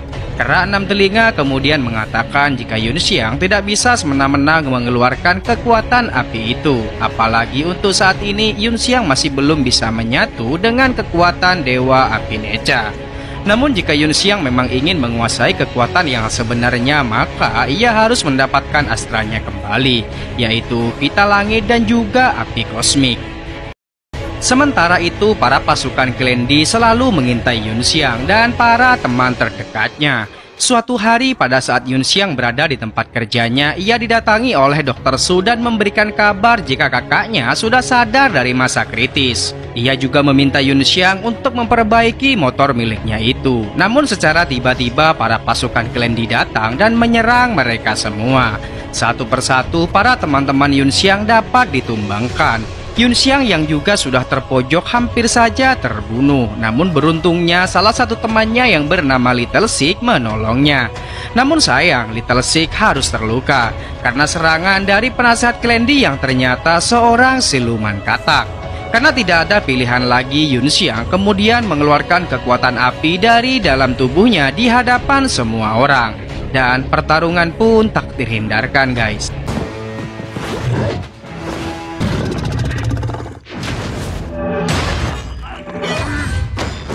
Alhasil pertarungan ini dimenangkan oleh Yun Xiang berkat bantuan dari kekuatan Dewa Api Neca, dan siluman katak pun akhirnya tak berdaya lagi. Sedangkan di tempat Pangeran Di, salah satu teman Yun Xiang yang bernama Ling mendatangi Pangeran, yang ternyata ia telah berkhianat dan menawarkan diri untuk mencelakai Yun Xiang. Dengan imbalan 2 keping emas batang, Pangeran meminta agar Yun Xiang segera dibereskan. Sementara itu, Yun Xiang yang berada di tempat Kasia masih merasa bersalah akan apa yang sudah terjadi kepadanya. Dr. Su kemudian mendatangi Yun Xiang dan menenangkannya. Secara tidak sengaja, ternyata Kasia sudah tersadar dari masa kritis dan mendengar perbincangan mereka berdua. Merasa kecewa dengan kedekatan mereka, Kasia memilih untuk pergi dan menyendiri. Kasia hanya bisa meratapi nasibnya. Namun secara tidak sengaja ia melihat Ling yang memasuki ruangan Little Sik untuk mensabotase baju armor Yun Xiang. Dan secara tiba-tiba pula Little Sik terbangun dan menyaksikan apa yang dilakukan oleh Ling. Tanpa berpikir panjang, Ling pun langsung menghabisi Little Sik. Namun sayangnya Kasa yang menyaksikan aksi tersebut diketahui oleh Ling. Ling langsung mengejarnya tanpa ampun. Dengan kaki yang pincang, Kasa terus melarikan diri dan meminta pertolongan. Namun secara tidak sengaja pula sebuah ledakan kembali terjadi, dan ternyata ledakan tersebut diakibatkan oleh serangan pasukan Klendi yang mencoba untuk menghancurkan rumah sakit. Sementara Yun Xiang mencoba untuk menyelamatkan para pasien yang masih terjebak. Dari arah yang lain, para pasukan monster Klendi terus menyerang rumah sakit ini. Yun Xiang yang mulai menyadari jika apa yang terjadi akibat serangan Klendi semakin marah besar. Dengan amarah yang sangat kuat, Yun Xiang mengeluarkan Dewa Api Neca dari dalam tubuhnya. Yun Xiang kemudian menghancurkan bom-bom yang telah dilemparkan. Namun salah satu armor dari salah satu bagian tubuhnya mulai terlepas, dan salah satu bom berhasil meledakkan rumah sakit itu. Kejadian-kejadian tersebut membuat Yun Xiang semakin menjadi-jadi dan mulai menghajar para pasukan Klendi hingga tak tersisa sedikit pun. Namun nyatanya masalah ini belum selesai, karena secara tiba-tiba seorang wanita siluman muncul dan langsung menyerang Yun Xiang. Dan untuk kesekian kalinya ia berhasil mengalahkan wanita tersebut berkat kekuatan api milik Neca.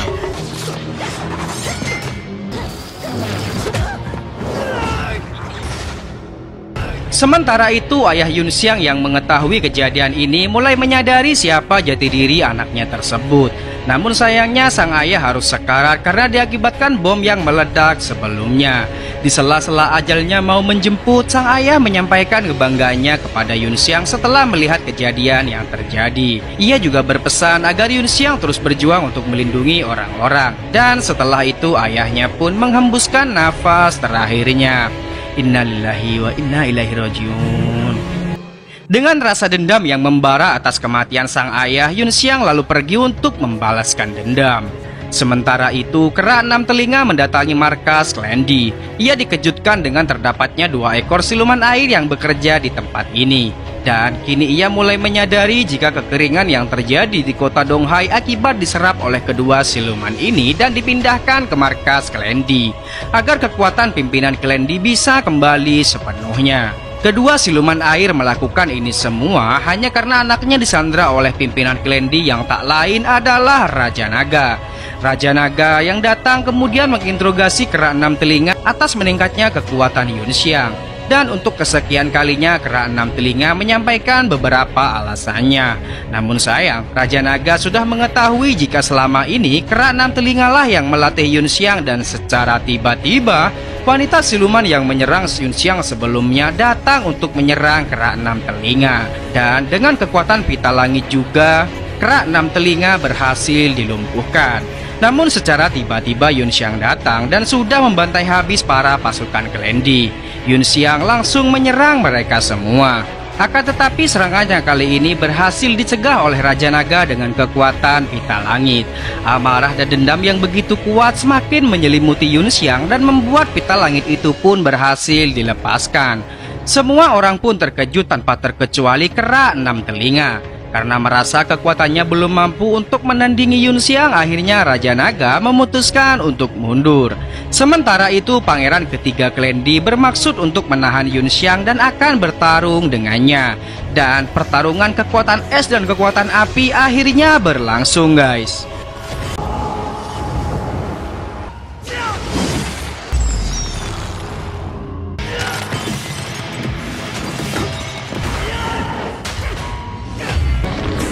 Pangeran Di merubah wujudnya menjadi naga, namun Yun Xiang dengan kekuatan dewa api yang sudah biasa ia kendalikan berhasil mengalahkan Pangeran Di dengan menarik tulang baja yang pangeran miliki, dan hal itu membuat pangeran pun tewas seketika.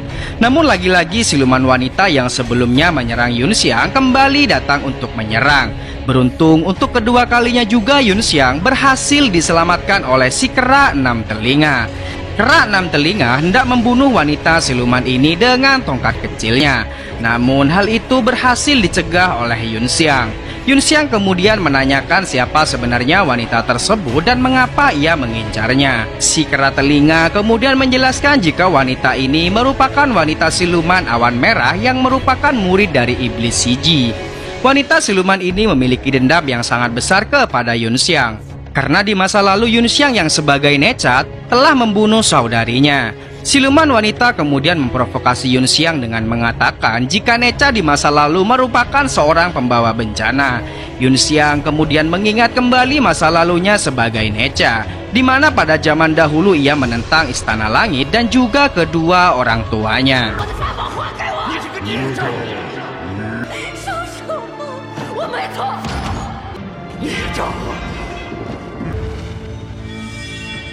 Menyadari kelakuannya di masa lalu, Yun Xiang kemudian meminta kepada si kera enam telinga untuk melepaskan wanita siluman itu. Dan ia menanyakan kepada kera enam telinga mengapa ia selalu membantunya selama ini. Kera enam telinga kemudian menjelaskan jika pada zaman dahulu ia berteman baik dengan Necha. Bahkan kali ini ia juga menunjukkan identitas aslinya yang tak lain adalah Sun Wukong sang legendaris yang selama ini telah menyamar untuk menemukan reinkarnasi Necha. Wukong juga menjelaskan jika pita langit yang digunakan oleh Raja Naga dulunya merupakan kekuatan astra milik Necha. Ia juga menunjukkan jika lubang yang ada di hadapannya itu mengarah ke Istana Naga Laut Timur. Di sana banyak naga sungai yang sengaja dikurung oleh Raja Naga untuk memperkuat pil naganya. Dan kekeringan yang terjadi selama ini karena Raja Naga mengambil semua air untuk diberikan kepada naga sungai. Karena sejatinya naga sungai selalu membutuhkan air bersih. Selendang astra milik Necha juga selama ini digunakan untuk mengurung naga sungai tersebut. Wukong juga menjelaskan jika saat ini Yun Xiang tidak bisa berbuat apa-apa karena kekuatan Dewa Api Necha yang sesungguhnya hanya keluar pada saat Yun Xiang marah saja. Dan ketika ia ingin membantu seseorang, maka kekuatan itu akan menghilang. Maka dari itu Yun Xiang tidak bisa lagi menggunakan kekuatan astranya. Mendengar ucapan Wukong, Yun Xiang kemudian kembali ke rumah sakit dan meminta maaf kepada kakaknya atas semua yang telah terjadi. Secara tiba-tiba pula Ling kembali muncul dan mulai memprovokasi semua orang yang ada. Ia mengatakan jika kematian Little Six akibat ulah Yun Xiang. Kasia yang ternyata masih hidup tiba-tiba datang dan menjelaskan kejadian yang sebenarnya, di mana kematian Little Six murni karena dibunuh oleh Ling. Tidak hanya itu, lepasnya baju armor milik Yun Xiang juga karena telah disabotase olehnya. Karena merasa terancam, dengan cepat Ling menyandra Kasia. Beruntungnya Kasia dapat melepaskan diri dan membuat Ling terjatuh hingga tewas. Setelah itu Yun Xiang mendatangi makam ayahnya dan meminta maaf atas semua perbuatannya. Sang kakak, Kasia dan juga Dr. Su menenangkan Yun Xiang dan menyemangatinya. Hingga pada akhirnya ia memutuskan untuk melawan Raja Naga dan mengembalikan air yang selama ini telah diambil dari para warga Donghai.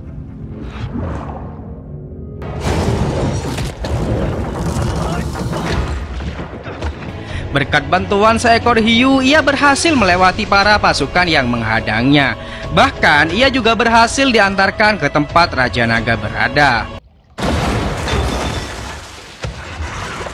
Di tempat itu, ia melihat sebuah pil naga yang sudah disiapkan. Bahkan, ia juga melihat dua siluman air yang terikat dengan astra pita langit miliknya. Ia berusaha untuk menarik pita langit itu, namun sayangnya kekuatan yang ia miliki tak sanggup untuk membukanya.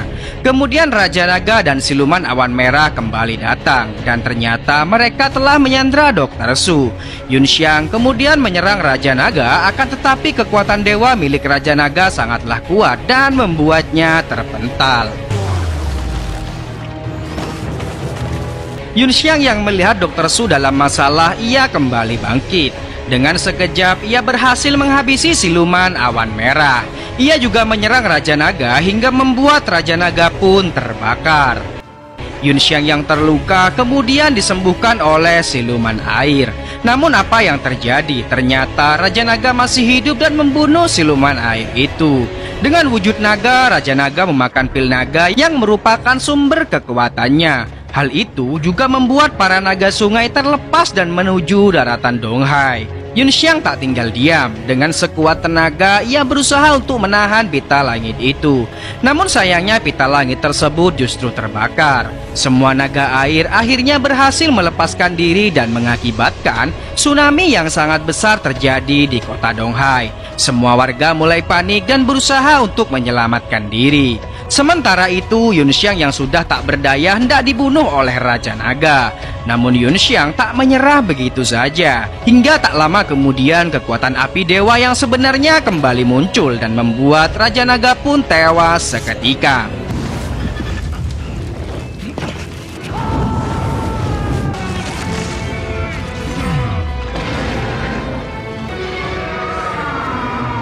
Namun sayangnya karena hal itu pula Yun Xiang pun akhirnya sekarat. Dr. Su hanya bisa menangis melihat keadaan Yun Xiang yang sudah tak berdaya lagi. Secara tiba-tiba Yun Xiang terbangun dan sudah berada di alam yang lain. Ia juga bertemu kembali dengan jiwa Necha yang sebenarnya. Di sela-sela ia tak berdaya, ia meminta kepada jiwa Necha agar dapat menyelamatkan orang-orang di kota Donghai. Dan setelah itu Yun Xiang hidup kembali dan kali ini ia berhasil mengembalikan kekuatan astra pita langit miliknya. Dengan kekuatan astra itu Yun Xiang berhasil mengikat semua naga air yang membuat bencana. Dan pada akhirnya tsunami itu pun berhasil dihentikan.